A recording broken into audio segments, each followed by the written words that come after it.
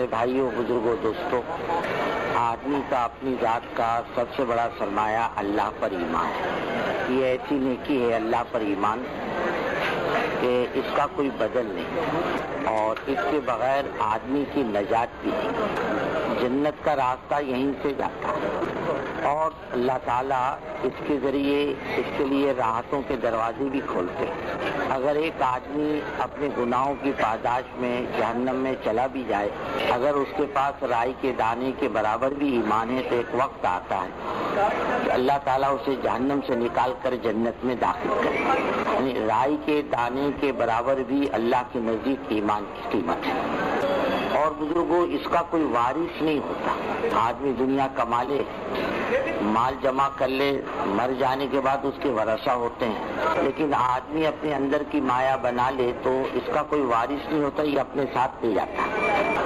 غریب بھی ہو، مالدار بھی ہو، کوئی بھی ہو، اس کا اپنا دین کا اور اعمال کا سرمایہ ساتھ لے جاتا ہے۔ اور آدمی کے لیے اپنے اندرون کا بنانا، ایمان کا بنانا بہت ضروری ہے۔ حضرت عمر رضی اللہ تعالیٰ عنہ فرماتے ہیں کہ تعلمنا الایمان ثم تعلمنا القرآن، ہم نے ایمان پہلے سیکھا اور قرآن بعد میں سیکھا۔ یہ ایمان جو ہے یہ آدمی کے دل میں اتر جائے، اور لمبی چوڑی مسافت نہیں، ایمان کا بول ایک بارش دل میں اتر جائے کہ کرنے والی ذات صرف اللہ کی، ایک بارش آ جائے، پھر یہ انسان کے جسم میں آتا ہے، یہ ایمان گھر میں آتا ہے، پھر کاروبار میں آتا ہے، پھر دنیا کے میدان میں آتا ہے۔ اندر ایمان نہیں بنتا تو زندگی میں کیسے آئے گا؟ صحابہ کے اندر سب سے پہلے ایمان آیا تھا، جب دنیا کے مارکیٹ میں بعد میں آیا، لیکن پہلے کہاں آیا؟ دل کے اندر ایمان آیا۔ اور یہ ایمان جب آدمی کے دل میں اترتا ہے تو آدمی کی زندگی میں تبدیلی لاتا ہے۔ ایک آدمی کو بخار ہو، اس کو کوئی چیز اچھی نہیں لگتی، منہ کڑوا ہو جاتا ہے، اور اسے کسی سے بات کرنا بھی اچھا نہیں لگتا، تو اسے گولی کھلا دو۔ جب گولی اندر اترتی ہے تو اس کے مزاج میں تبدیلی لاتی ہے، تھوڑی دیر کے بعد اٹھ کے بیٹھتا ہے، چائے پلا دو، تھوڑا پانی پلا دو، کھانا کھلا دو، بھوک لگی ہے، کسی سے بات بھی کرتا ہے تو اسے اچھا معلوم پڑتا ہے۔ ایسے بزرگوں، جب ایمان آدمی کے اندر اترتا ہے تو آدمی میں تبدیلی لاتا ہے۔ ایک ہے حضرت عمیر ابن وہب الجبہی رضی اللہ تعالیٰ عنہ اور صفوان ابن امیہ رضی اللہ تعالیٰ عنہما۔ بدر کے واقعے کے بعد اللہ نے مسلمانوں کو کامیابی عطا فرمائی اور کفار مکہ ناکامیاب ہوئے۔ اب آپس میں بیٹھ کر یہ لوگ مکے میں مذاکرہ کر رہے ہیں۔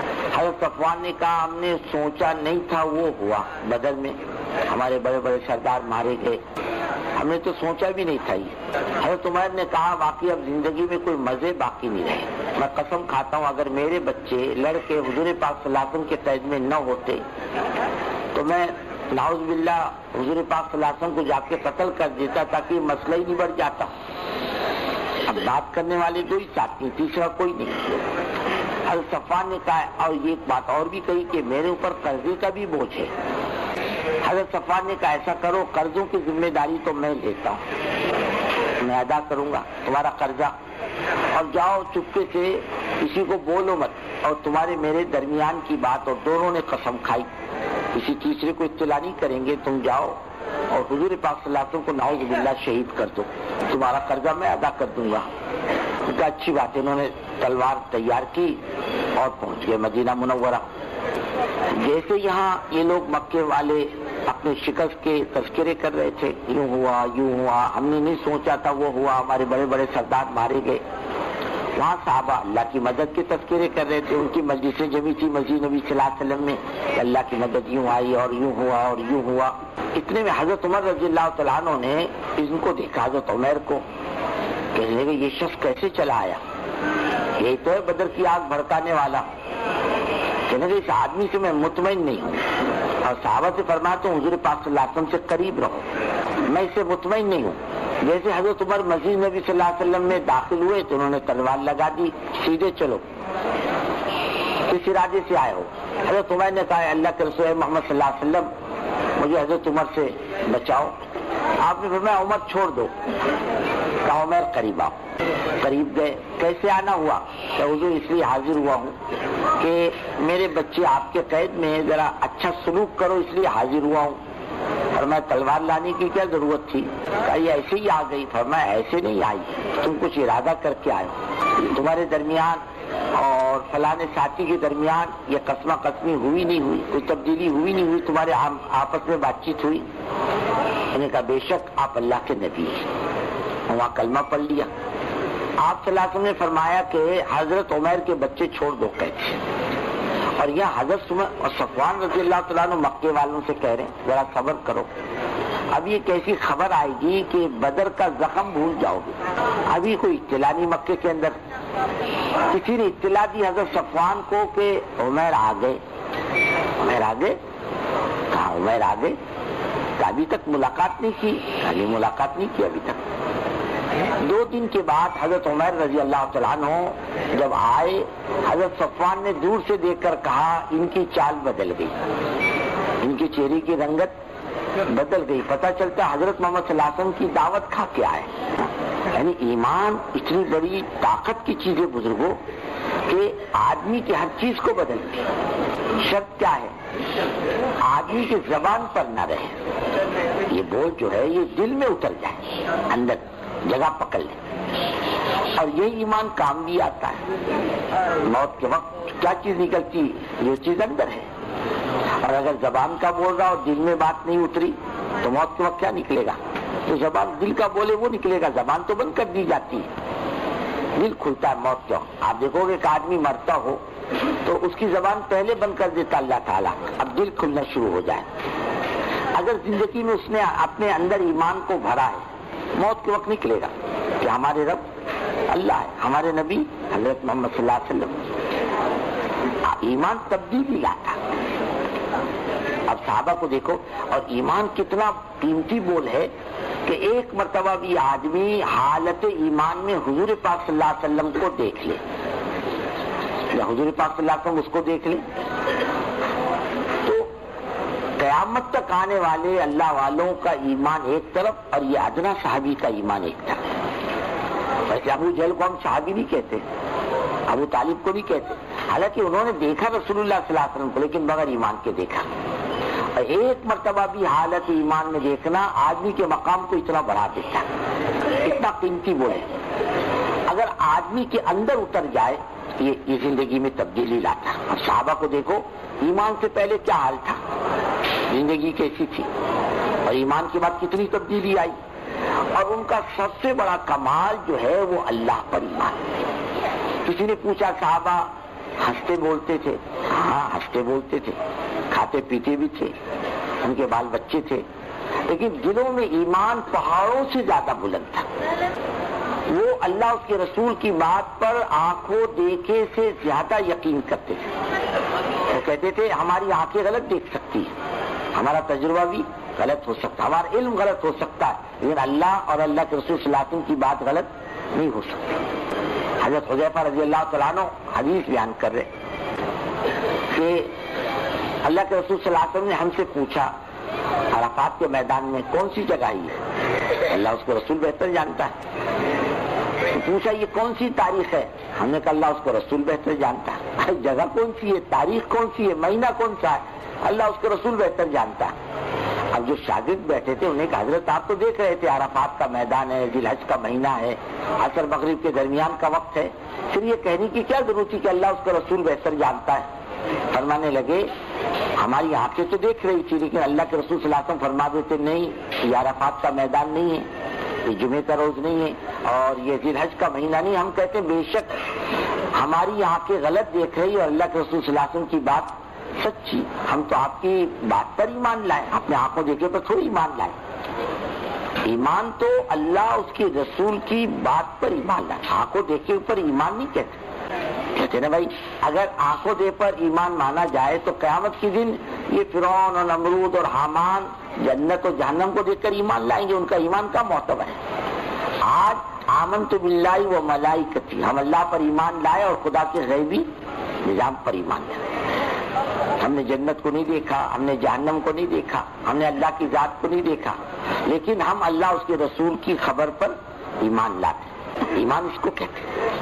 ایک مرتبہ اللہ کے رسول صلی اللہ علیہ وسلم راستے سے تشریف لے جا رہے، ایک یہودی سامنے سے تیز تیز آ رہا، ایک صحابی پیچھے حضور پاک صلی اللہ علیہ وسلم کے۔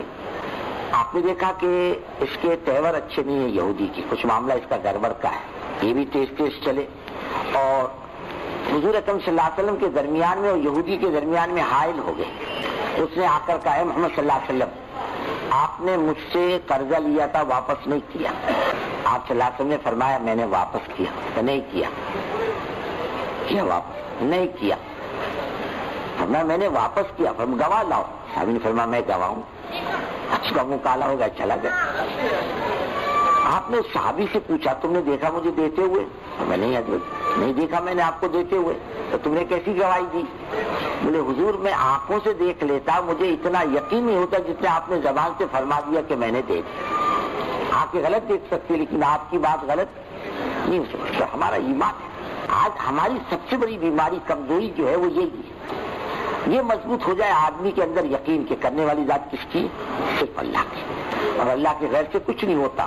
ایک بات چیت نہ ہو، ہمیں بولنا بھی نہ آئے، لیکن دل میں یہ بات اتر جائے کہ کرنے والی ذات اکیلی تنہا صرف اللہ کی ذات ہے۔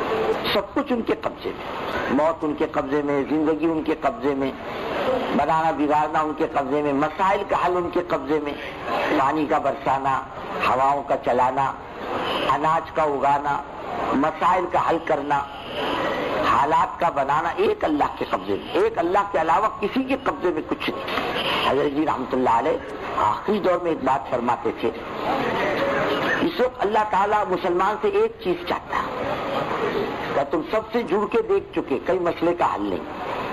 فرمایا اب اللہ سے جڑ کے دیکھو، سارے مسائل کا حل کس کے پاس ہے؟ سب مل کے وہ کچھ نہیں کر سکتے، ایک اللہ سب کچھ کر سکتا ہے۔ یہ دل کا وجدان بنے۔ روزی کا بھی مالک کون ہے؟ اللہ۔ عقل مندی پر اللہ نے روزی نہیں رکھی، اور جتنی مقدر کی اتنی ملے گی۔ یہ اندر کا وجدان بنے۔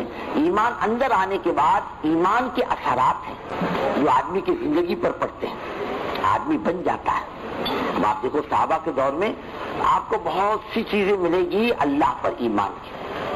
صحابہ کا یقین اللہ کی ذات پر اتنا مضبوط کہ ایک صحابی بکریاں چرانے جا رہے ہیں، چروا غریب آدمی، چروا کیسا ہوتا ہے؟ غریب آدمی ہوتا ہے، بکریاں چرانے کے لیے جا رہے تھے۔ حضرت عبداللہ ابن عمر رضی اللہ تعالیٰ عنہما بیٹھے ہوئے اپنے ساتھیوں کے ساتھ اس چروائے کو آواز دی، او بھائی صاحب آؤ کھانے میں شریک ہو جاؤ ہمارے۔ کہنے لگا میرا روزہ ہے۔ روزہ؟ اتنی گرمی میں؟ کہ میں آخرت کی تیاری میں لگا ہوا ہوں۔ کہ اچھا ایسا کر لے، بکری بھیج دی ہمارے ہاتھوں، پوری رقم تیرے کو دیں گے اور آدھا گوشت بھی دیں گے۔ کہے گا بکریاں مالک کی ہیں، میری نہیں ہے۔ مالک کو سمجھا دینا، بھیڑیا لے گیا۔ مالک کا بھیڑیے کو دیکھنے کے لیے جنگل میں جائے گا، کہنے گا ٹھیک ہے، مالک مطمئن ہو جائے گا، فعین اللہ، خدا کہاں جائے گا؟ چروا قریب، اللہ کہاں جائے گا؟ حضرت عمر رضی اللہ تعالیٰ عنہ رات کو گشت فرماتے، اللہ کی مخلوق کو راحت ملے، آرام ملے، لوگ اطمینان سے رہیں، رات کو گشت فرمایا کرتے۔ تھک کر ایک مکان سے دیوار سے ٹیک لگا کے بیٹھ گئے، اندر سے ماں بیٹی کی آواز آ رہی۔ ماں کہہ رہی ہے بیٹی دودھ میں پانی ملا۔ کہا اماں آپ نے حضرت عمر رضی اللہ تعالیٰ عنہ کا اعلان نہیں سنا کہ آج کے بعد کوئی دودھ میں پانی نہ ملائے؟ کہا عمر کہاں دیکھنے کے لیے آتے ہیں آپ؟ ہے عمر؟ کہا عمر تو نہیں دیکھتے، اللہ تو دیکھتا۔ حضرت عمر سن رہے ماں بیٹی کی بات کو۔ یہ بیچاری ماں بیٹی کوئی زیادہ پڑھی لکھی ہے کیا؟ کچھ بھی نہیں، دیہات کے رہنے والے، مدینہ ایک چھوٹی سی بستی تو تھی، چار دیواری میں رہنے والی ماں بہنیں ایمان کی برکت سے امانت دار تھی۔ حضرت عمر نے ماں بیٹی کی بات کو سنا، گھر آئے، صبح اپنے بیٹوں کو جمع کیا۔ دیکھو بیٹو، میری عمر نہیں ہے نکاح کی، تم میں سے کوئی اس لڑکی سے نکاح کرے گا، مجھے یقین ہے اللہ اس کی نسل سے کوئی نیک انسان پیدا کرے گا۔ ان کا ایک لڑکا تیار ہوا، اس لڑکی سے نکاح ہوا، اس لڑکی کا۔ اللہ تعالیٰ نے اس لڑکی کو ایک لڑکی دی، وہ لڑکی کا نکاح آئندہ چل کر شاہی خاندان میں ہوا بنو امیہ کے، اور لڑکی ماں بنی حضرت عمر ابن عبدالعزیز رضی اللہ تعالیٰ عنہ کی، جن کے متعلق علماء فرماتے ہیں کہ انہوں نے اپنے زمانے میں خلافت کو زندہ کیا 2 سال، اور اس ایمان کی اتنی برکت تھی کہ حضرت عمر بن عبدالعزیز رضی اللہ تعالیٰ عنہ کے زمانے میں مثالاً نہیں حقیقتاً بھیڑیا بکری ایک ہاتھ پہ پانی پیتی، بھیڑیا بکری نہیں پکڑتا۔ ایک دن چروائے نے گڑبڑ میں بکری کے ساتھ بھیڑیا بھی بند کر دیا، رات بھر بھیڑیا بکریوں میں رہا لیکن کسی بکری کو ہاتھ نہیں لگایا، اتنا امن آیا تھا ایمان کی برکت سے۔ جب ان کو خلیفہ بنایا گیا تو خادم نے کہا کہ سواری تیار ہے، چلیے محل میں۔ فرمایا نہیں، سواری لے جاؤ واپس، اپنی چادر ڈال دی وہیں قبرستان میں۔